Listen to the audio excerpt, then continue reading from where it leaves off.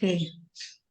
Nah, jadi di sini, nah yang di bawah itu yang mau dibesarkan tuh, ada ya, persiapan praktikum pedigree kita mulai ya. Dari persiapan harus disediakan kertas gambar A3, pensil, mistar. Itu yang dipentingkan adalah data keluarga, itu baik dari ayah maupun dari ibu ya. Nah, pembuatan pedigree sebaiknya bila mungkin minimum 4 generasi dan kedudukan kalian bisa di generasi ketiga atau generasi keempat ya. Sampai sini ngerti? Ngerti ya? Bisa dimengerti ya. Nah, lanjut. Nah, jadi pedigree itu sebenarnya merupakan suatu pohon keluarga yang memperlihatkan bagaimana kalau seandainya ada kasus ataupun penyakit yang bisa diturunkan ya. Kemudian kemungkinan adanya prediksi ada anak yang akan ikut menderita penyakit tersebut bila kelainan tersebut bisa bersifat dominan ataupun resesif, atau kalau gen yang terdapat itu ditemukan pada autosom atau pada X-link ya. Jadi itu bisa dilacak melalui pedigree. Lanjut.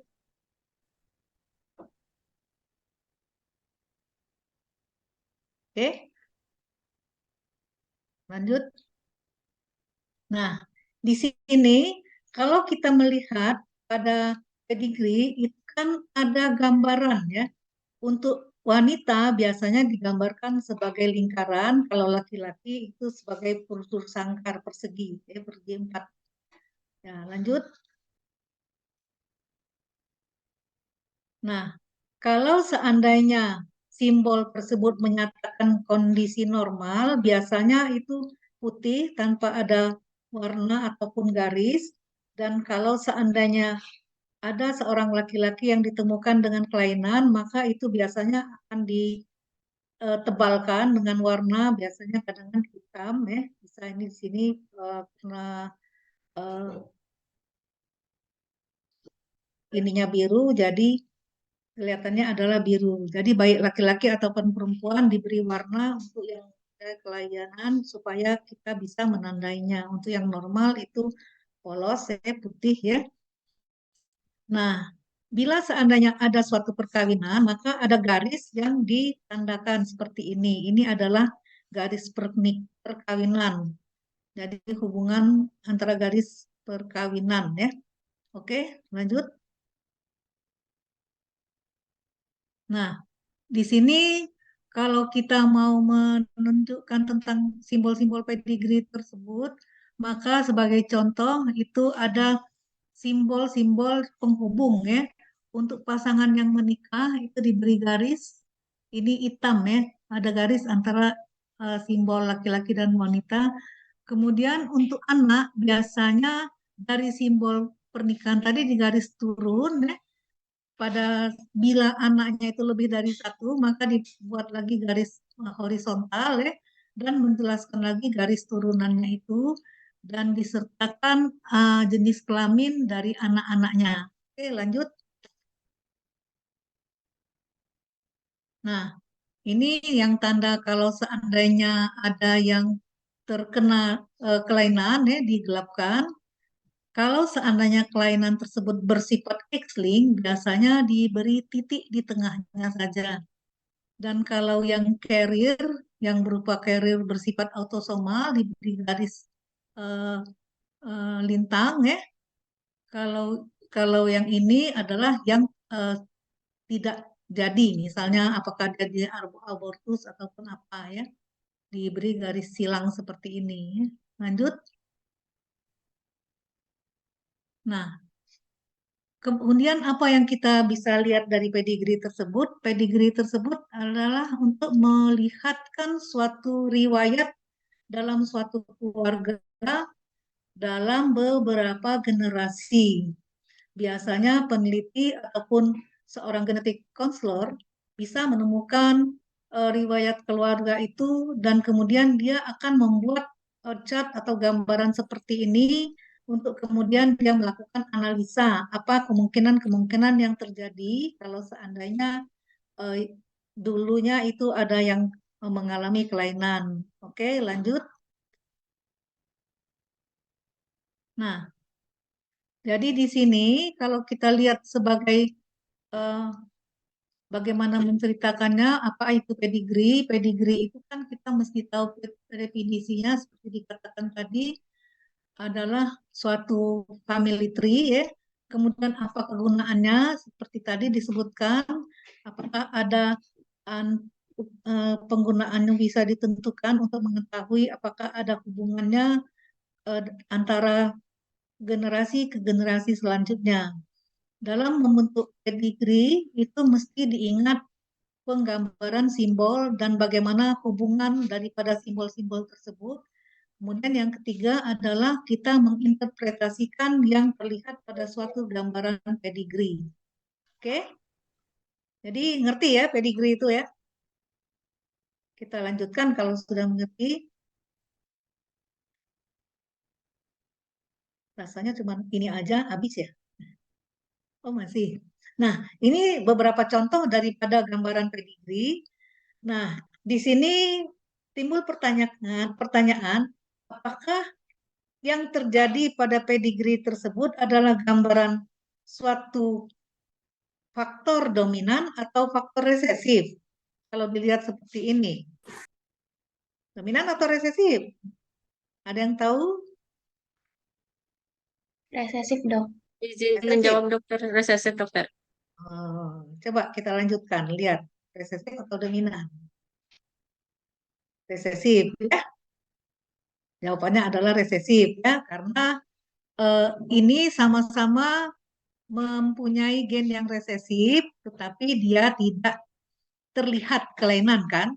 Kemudian menurunkan ada yang kelainan. Berarti ini heterozigot ya, orangnya heterozigot dan keturunannya ini yang ada kelainan itu homozigot ya, homozigot resesif baru bisa muncul. Jadi mesti ada double resesif yang ketemu baru bisa muncul yang resesif ya. Oke, ini juga kelihatannya seperti itu. Oke, kita lanjutkan. Nah, jadi di sini bisa disimpulkan kalau pedigree itu adalah merupakan suatu pohon daripada keluarga yang akan menjelaskan bagaimana riwayat genetik kita. Biasanya pedigree itu digunakan untuk mencari solusi bagaimana kalau seandainya ada masalah seseorang ingin mempunyai anak yang tidak mempunyai kelainan dari keluarga yang kebetulan diketahui mempunyai kelainan. Jadi di sini kalau kita mulai menginterpretasikan dari pedigree, kita harus mengetahui bagaimana kondisi penyakit yang diderita seseorang, apakah itu suatu kondisi yang merupakan autosomal atau X-linked, dan juga apakah kondisinya itu suatu kondisi yang dominan atau resesif. Lanjut, habis ya. Apa ada contoh lain? Nah,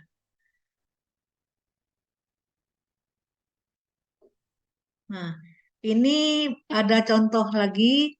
Di sini semua yang tidak diisi itu adalah kondisi yang, nah ini kelihatannya ya di sini disebutkan adalah kondisinya itu resesif ya. Semua yang diisi itu uh, pasti mempunyai kondisi apakah dia homozigot dominan ataukah dia juga ini merupakan suatu uh, ini kan kelihatan yang nomor satu ini bagaimana ya. Nah, sayangnya dia memberikan penomorannya itu melanjut ya. Sebenarnya yang sebaiknya ya, nanti kalau kalian membuat pedigree, maka ini adalah generasi satu, generasi dua, generasi tiga. Kemudian nomor urut itu dihitung dari baris ini ya. Jadi ini yang nomor satu, dua, tiga, empat, lima, enam, dan seterusnya. Jangan disambung-sambung ke bawah seperti ini ya. Sebenarnya ini tujuannya adalah menjelaskan bahwa kondisi yang nomor sekian nih itu mempermudah, tapi kalau seandainya disebut generasi dengan nomornya, maka akan lebih mudah lagi menandainya. Misalnya generasi satu, nomor satu, dia akan mempunyai kelainan yang seperti apa. Oke? Jadi itu yang mesti kamu cari. Jadi sebenarnya mulai dari sekarang kamu sudah mulai bisa menghimpun keluarga dari ayah ataupun ibu. Ayah kamu berapa saudara, ibu kamu berapa saudara. Kemudian baru nanti kita susun melalui pedigree. Jadi antara pedigree dari ayah dan ibu itu ditaruh bersebelahan, kemudian dilihat posisi daripada ayah di mana, ibu di mana ya, itu yang akan dikerjakan. Oke, lanjut. Nah, pedigree ini memang kadang-kadang ada masalah, misalnya contoh di sini kan, pedigree itu melihatkan suatu gen yang menyebabkan kondisi albinisme. Ini contohnya ya.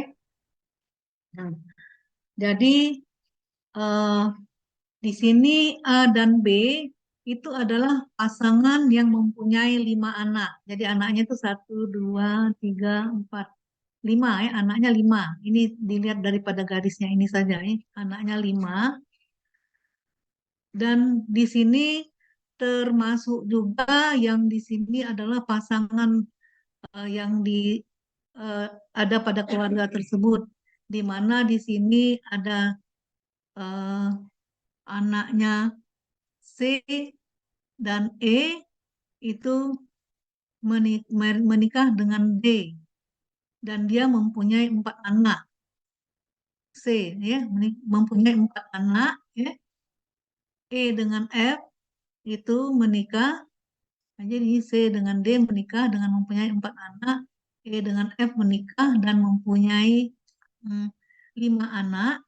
Tetapi di sini kelihatannya kelima anaknya tuh adalah normal ya kelihatannya. Di sini eh, mempunyai anak ya.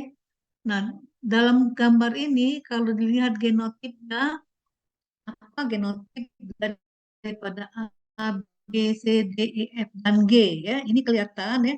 Kalau di sini kan jelas pada generasi satu tidak ada tanda-tanda kelainan kan. Nah, pada generasi dua diketahui malah yang E ini yang mengalami suatu kelainan ya, menikah dengan laki-laki ya. Nah, kalau kita lihat di sini, kira-kira kemungkinan kelainan itu sifatnya apa? Apakah kelainan itu bersifat eh, autosomal ataukah seks seks yang bersifat seks X-link ya? Kalau dilihat, kalau menurut kamu apa?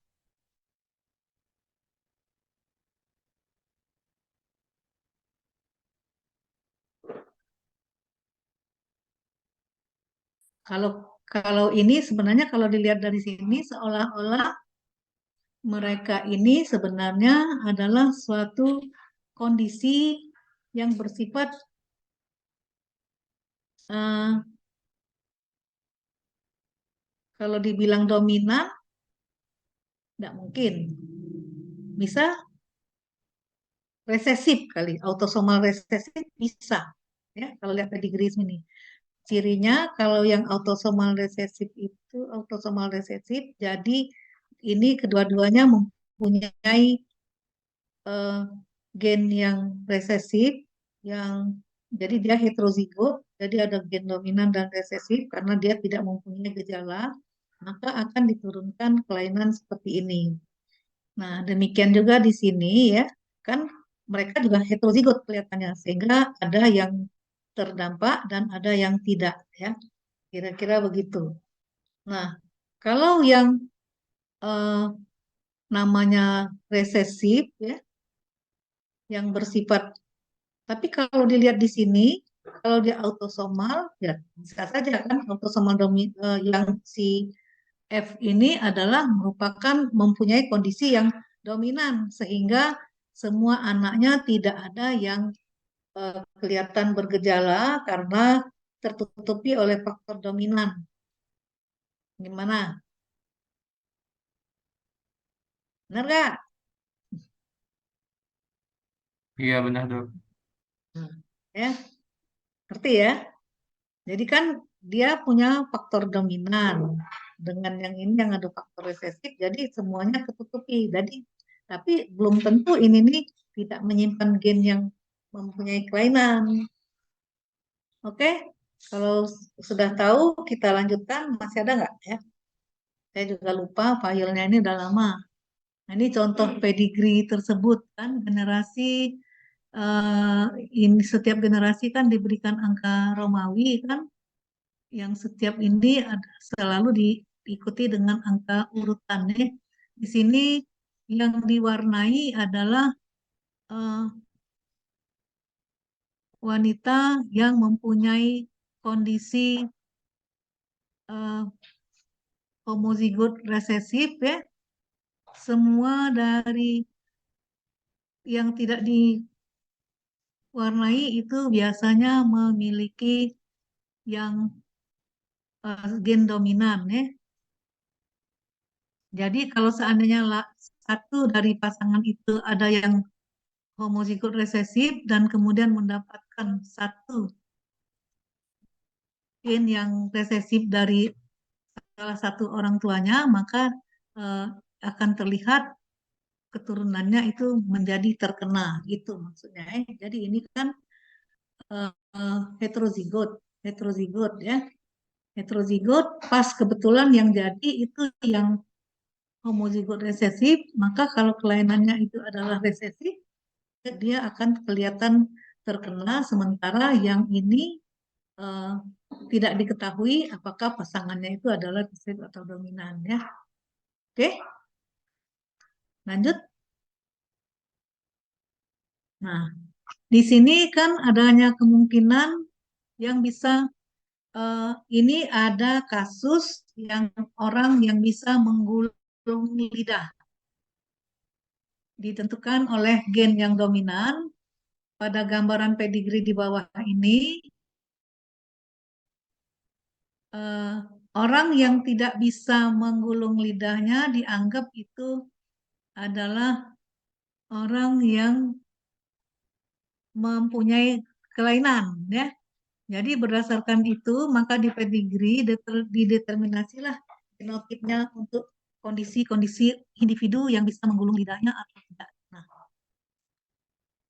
kamu tahu tidak menggulung lidah itu gimana? Jadi seolah-olah lidah itu melengkung begitu. Nah, ada yang bisa nggak? Nah, saya nggak bisa.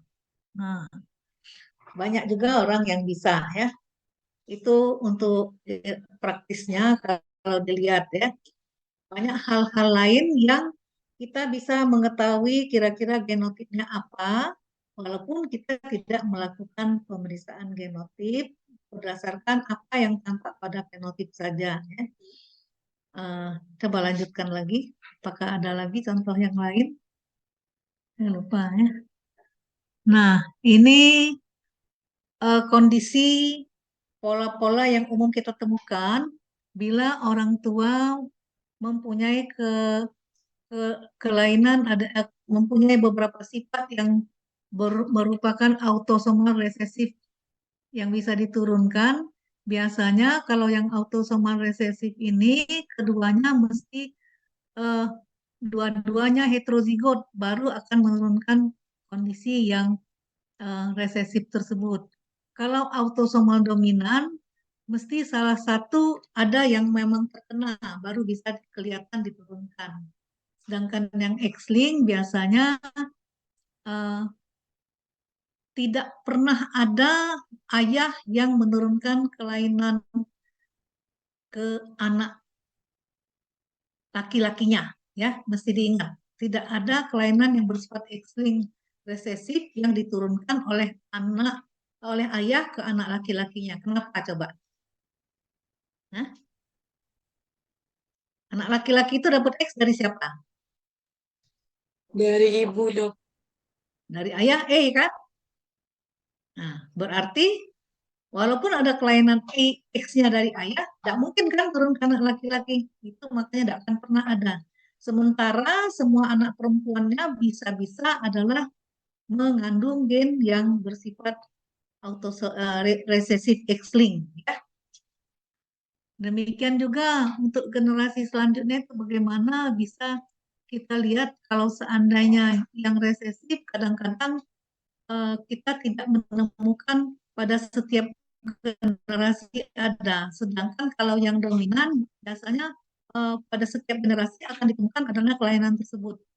Ya, pada yang X-linked resesif juga bisa kadang-kadang ada yang terlewatkan, tidak ditemukan ya. Nah, untuk turunannya, kalau yang merupakan kondisi yang autosomal resesif ini, maka biasanya baik laki-laki ataupun perempuan akan sama-sama mempunyai kelainan. Itu karena yang bersifat autosomal. Kan? Kalau autosomal dominan, itu biasanya hanya separuh dari anak yang mengalami kelainan tersebut, baik itu laki-laki ataupun uh, perempuan. Sedangkan yang X-linked biasanya uh, tidak akan mengenai lebih banyak laki-laki dan wanita, bisa mengenai baik laki-laki ataupun wanita ya, bisa sebagai carrier dan sebagainya. Oke, ini pola yang mesti diingat sehingga nanti kalau ada persoalan tidak akan dilupakan lagi. Oke, dilanjutkan. Habis ya.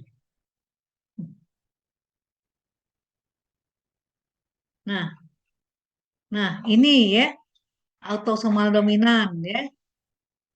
Jadi autosomal dominan itu kalau sama-sama dominan maka pasti akan diturunkan. Setiap generasi pasti akan ditemukan. Jadi akan terlihat di sini ya bagaimana eh, konstruksi daripada pedigrinya ya. Kemudian kalau seandainya kita interpretasikan maka di sini kita lihat ada suatu autosomal resesif.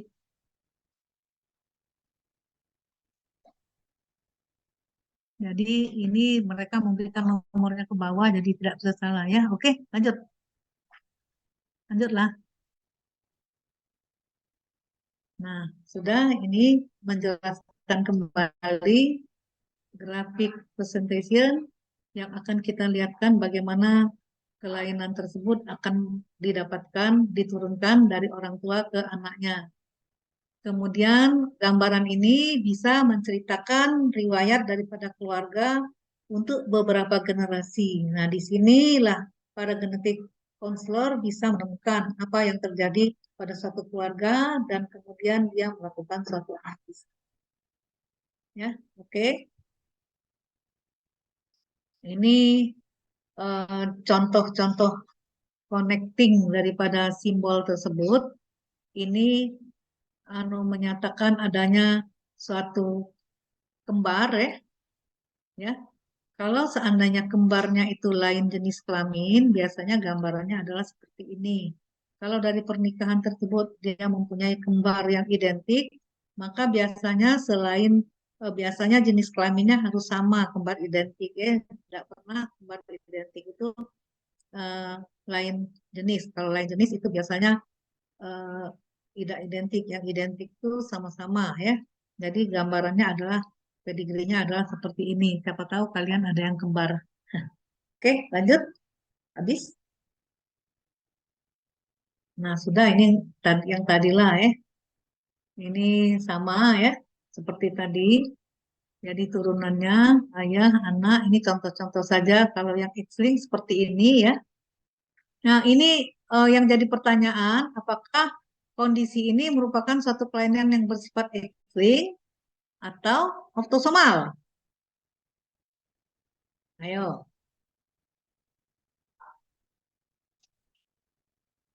Autosomal atau X-linked? Autosomal dokter. Oke. Di Autosomal. mana kamu kalian menentukan bahwa ini autosomal? Izin menjawab dok karena ada laki-laki yang terinfeksi dok. Jadi ini kuncinya, ini kan sama-sama merupakan satu kelainan, dan dia di sini menurunkan kepada anak wanita.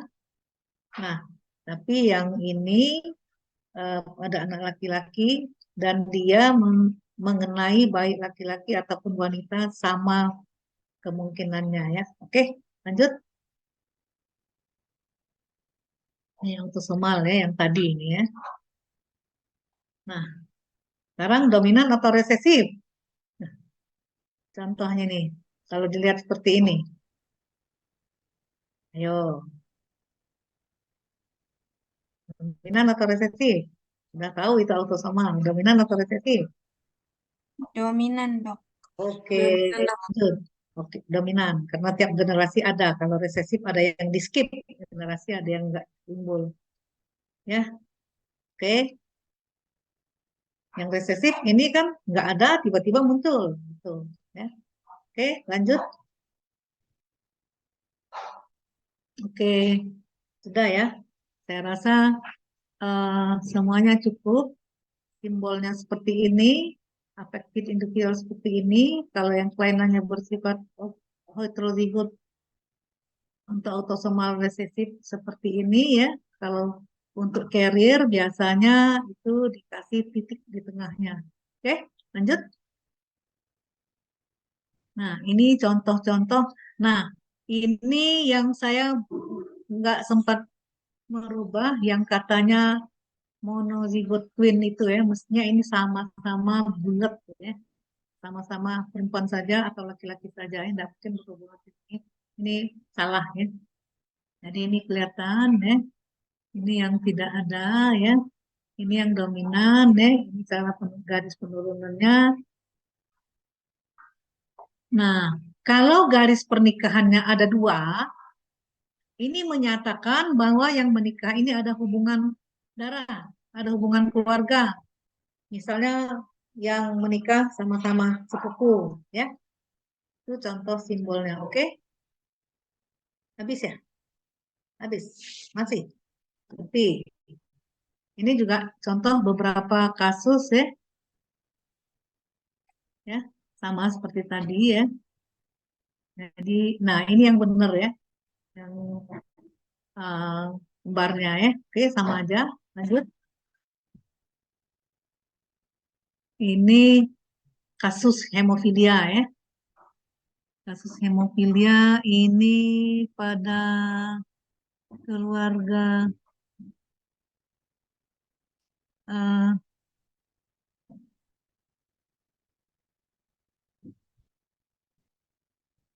saya nggak terbaca lagi ini. Nah, ini pada keluarga kerajaan Inggris ini nih. Tapi yang lama ini, yang baru nggak tahu sekarang. Oke,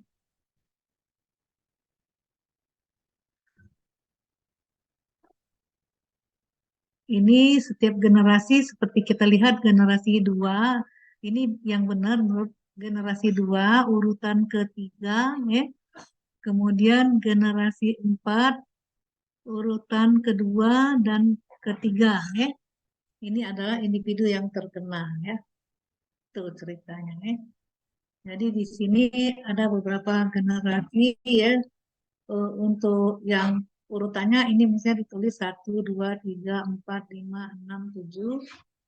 Nah, di sini generasi keempat kan 1, 2, 3. Jadi di sini benar generasi 4 kedua dan generasi 4 yang ketiga.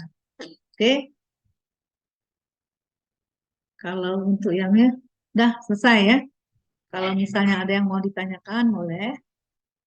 Silakan. Sampai jam berapa, Rah? Atau mau langsung lanjut? Ini dikasih tahu dulu Bu, tugasnya kayak gimana Bu? Tugas. Oke. Setelah ini baru materi dari Pak Joko. Oke. Tugasnya itu adalah kamu buatkan pedigree dari keluarga kamu dimulai. Nah, kamu caranya itu kamu buat dulu, kamu reka-reka dulu, kamu kumpulkan dulu berapa saudara ayah saudara itu. Kemudian baru nanti kamu buat garis perkawinan antara ayah dengan ibu dan kamu kelihatan di posisi berapa, di generasi berapa. Ya. Kalau yang jadi buatlah dalam kertas A3 tersebut kondisi daripada posisi kamu dulu. Yang paling mudah tuh kamu tentukan posisi kamu dulu. Kamu dan sepupu-sepupu, kalau saya buatnya buat dulu deretan generasi yang paling banyak itu adalah pasti kamu dan sepupu ya. Kemudian naikkan ke atas, saudara ibu berapa, ini berapa ya. Nanti eh, kamu harus membuat generasi itu persis pada satu garis lurus ya, jangan naik turun ya. Setiap generasi itu pada satu garis ya. Itu nanti mungkin ada contoh dari yang sebelumnya yang bisa kamu lihat ya. Yang jelas kumpulkan dulu data, minta info dari orang tua, berapa saudara, kemudian sepupu kalian berapa, kemudian baru bisa digambarkan ke dalam chart pedigree tersebut. Nah, kalau yang keluarganya banyak, pedigree-nya jadi panjang ya. Saya lupa nyimpen filenya di mana ya. Saya sudah bikin pedigree keluarga saya dari pihak ibu saja. Ibu saya itu nggak enak nyebutnya ya. Ada berapa ya? Dari satu ibu ada 12, ditambah yang ibu lainnya ada 5, jadi ada 17 saudara. Bayangkan. Kemudian ada yang nikah sepupu. Itu semuanya digambarkan dalam pedigree. Oke, ada yang mau ditanyakan nggak nanti dalam pembuatannya? Saya rasa itu aja buat gambarannya seperti contoh tadi. Ya. Contoh tadi, mungkin nggak usah. Nah, ini silsilah keluarga saya ini. Ini silsilah keluarga. Kamu cari aja saya di mana, bayangkan. Banyaknya ya. Ada yang kawin sepupu. Nah, ini kira-kira contoh ya yang baik dan benar. Saya lupa. Temu di mana ini, Rah? Ada di file, Bu. Waduh ya. Oh, enggak teringat lagi. Ini nah, bayangkan nah, ini kan kawin saudara ini nih. Jadi setiap yang dilangkah itu dilengkung-lengkungkan ya. Nah, ini yang dari yang rombongan ini. Jadi ini ada ibu saya itu ya, ada eh, kakek saya tuh kawinnya 2 kali. Kawin dengan yang ini dapat anak 5. Terus kawin dengan sebelahnya itu, coba orang, lanjutkan ke sebelah. Anaknya banyak. Nah, ibu saya posisinya di mana ya ibu saya ya? Saya sendiri lupa. Anaknya banyak yang di sini. Rasanya ibu saya nih yang punya anak 4. Nah, inilah kali. Saya nggak tahu lupa. Panjang ini nih ceritanya. Ini sekarang generasinya itu aja udah nambah. Tapi belum saya tambahkan. Udah ingat ya. Ini gara-gara ada orang di rumah sakit Akagani itu yang minta silsilahnya. Jadi karena kebetulan saya ngajar genetika, saya bikin yang seperti ini. Bikin seperti ini yang bikin bukan saya, maaf aja. Saya nggak bisa. Ini anak saya kebetulan ada yang kuliah di teknik arsitek, dia bisa bikin menggambar dengan AutoCAD. Kalau kamu ada gambar dengan AutoCAD, jadi tinggal mindah-mindahkan aja. Ini bisa dibesarkan, ya, jadi bisa kelihatan. Ya. Kemudian urutan-urutan tersebut saya tulis di bawahnya, kan, biar ketahuan urutannya siapa. Ini yang mana, ada yang sekarang udah banyak juga yang meninggal. Jadi ini kan ibu saya, mana ada nama aku dewek.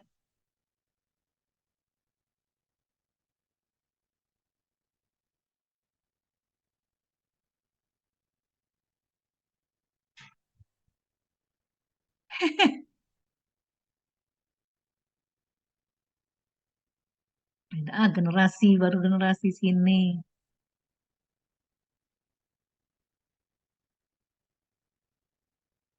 Nah ini nah ibu saya ini, di ibu dengan ayah saya ini nih. Jadi anaknya ini nah, semua udah meninggal, dibuat tandanya itu ya. Jadi cepet sih, saya lihat anak saya bikin tuh, saya bikinnya berhari-hari dalam double folio, digaris-gariskan.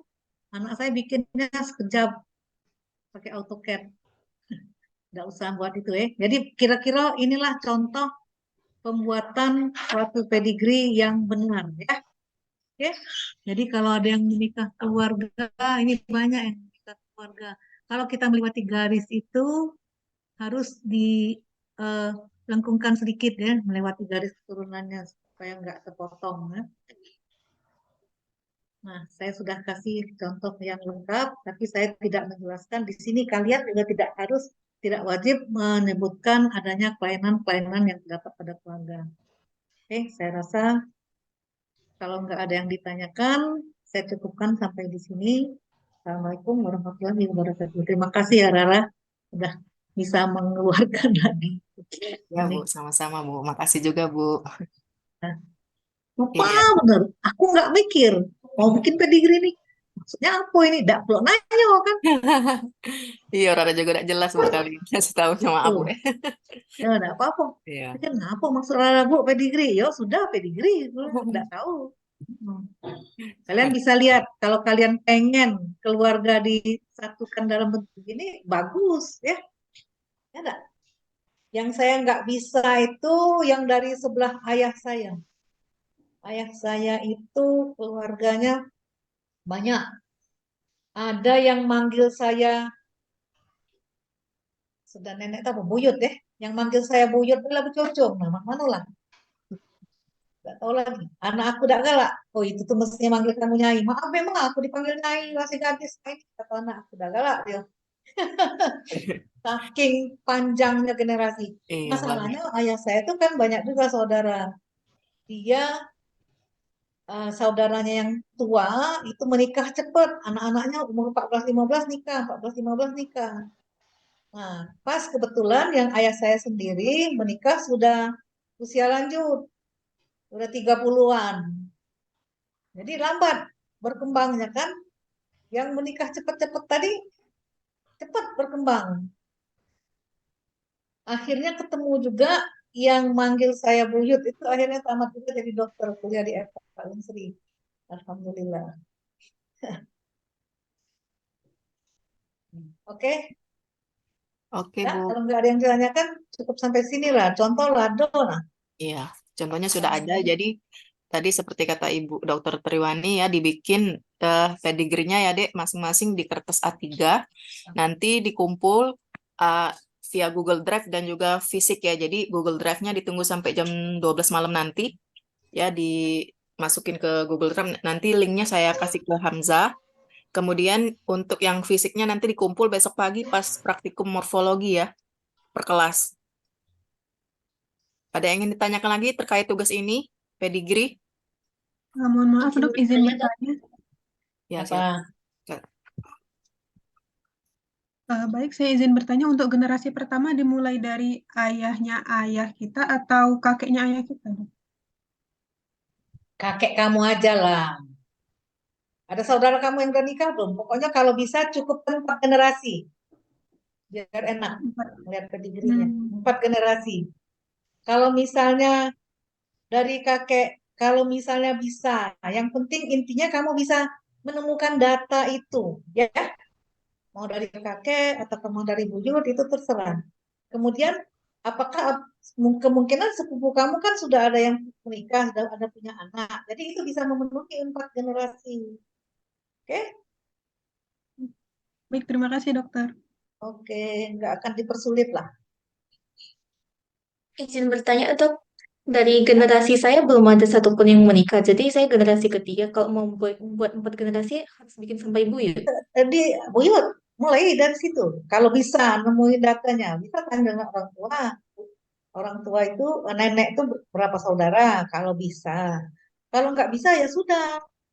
Kamu yang belum ada yang nikah. Yang generasi yang sepupu yang lain belum juga. Belum ada satupun. Oh ya sudah. 3 Seadanya generasi lah. boleh. Ya, kalau misalnya bisa ada datanya ke atas, itu bagus. Jadi lihat ascendingnya, ya. Oke, kalau enggak ya sudah, terpaksa 3 generasi. Terima kasih dokter. Yuk. Oke ya Dek ya, sudah cukup jelas terkait laporan praktikum pedigree. Selanjutnya dilanjutkan dengan materi dari Pak Joko. Pada Pak Joko Oke. dipersilakan untuk materi dermatoglifi. Oke, terima kasih. Sama-sama Pak. Satu lagi yang untuk dermatoglifi, untuk pedigree, kertasnya ya. Kertasnya itu kalau bisa seragam, pakai kertas A3. gambar yang besar aja. Iya, tadi sudah saya sebut Buku dok. gambar yang A3. besar itu ya. Ya, A3. Supaya nanti bisa disimpan, kalau misalnya kurang lebar bisa 2 keping. Dari buku gambar itu ambil 2 Nah. ya. Untuk yang penting sekali di sini adalah keluarga Bapak harus tahu semua. Bapak itu nomor berapa. Dan orang tua dari Bapak. Kemudian orang tua dari Ibu sendiri, Bapak dan Ibu ketemu dengan kita, itulah keluarga inti namanya. Keluarga inti inilah nanti bisa dikembangkan. Kalau Bapak saudaranya banyak, sudah punya ponakan-ponakan, itu harus digambar, harus dimasukkan. Saudara dari Ibu, kalau sudah ada yang kawin, punya anak, juga harus dimasukkan. Itu saudara, ponakan-ponakan kita harus tahu semua. Itu yang diharapkan ya. Nanti kita bisa membuat satu gambaran yang bagus mengenai keluarga kita sendiri. Tentu satu hal yang menyenangkan kalau kita bisa menyusun pedigree dari keluarga kita. Itu saja, mungkin saya akan teruskan materinya dengan dermatoglifi. Saya tanya dulu ke Bu Rara, besok itu onsite di laboratorium? Iya, untuk praktikum morfologi di lab biooptik Pak. Kita offline semua Pak. Ya, artinya kalau nanti ada kesulitan dengan pedigree, itu bisa ditanyakan juga. Kalau misalnya nanti ketemu waktu membuat, kita kan belum buat. Waktu membuat nanti ada yang sulit, itu bisa di-sharingkan besok di laboratorium. Yang penting sketnya dulu, sketnya dibuat dulu. Nggak usah cepat-cepat untuk langsung jadi, nanti kalau salah nggak enak juga. Yang bagus kalau sudah ada sketnya, kemudian nanti bisa disusun. Kalau bisa langsung jadi, bagus juga, tapi yang penting itu benar itu, supaya nanti jangan sampai justru ada salahnya gitu. Itu masukan saya. Kalau besok ketemu di lab, kita bisa diskusikan atau tanyakan di lab, karena memang praktikum harusnya ketemu, tidak bisa online seperti ini. Agak kesulitan termasuk untuk dermatoglifi. Tapi tidak apa-apa, ini saya sampaikan untuk supaya nanti kita bisa mengerjakan dengan baik. Ini saya coba untuk share screen, sudah nampak belum? Sudah. Sudah ya. Oke, untuk dermatoglifi saya coba untuk sampaikan di sini. Ini ya, satu buku yang kemarin laris sekali, dermatoglifi itu sudah dijual.